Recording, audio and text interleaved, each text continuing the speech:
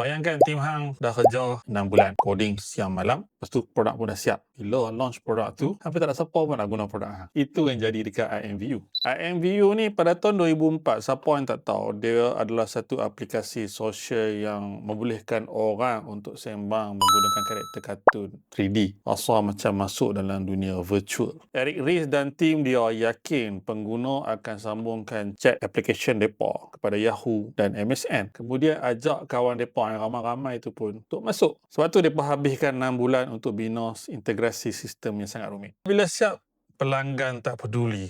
Rupanya bil mereka dapati yang kenapa pelanggan tak minat disebabkan oleh mereka tak mau ajak kawan lama mereka jadi avatar. Malu. Mereka time tu malu gila. Mereka lebih suka ajak kawan-kawan baru main avatar dengan mereka. Jadi dari situ Eric sedar masalah sebenar mereka ni sebenarnya bukannya teknologi. Mereka bina sesuatu benda menggunakan andaian yang salah. Dan dari situlah konsep Lean Start ni bermula. Isu dia bukannya boleh tak kita bina sesuatu benda. Tapi soalan yang tepat adalah ada tak orang yang nak guna dan bayar sistem kita. Dia jadi pedih sebab selepas 6 bulan hang buat tapi tak ada siapa guna. Benda tu lagi pedih.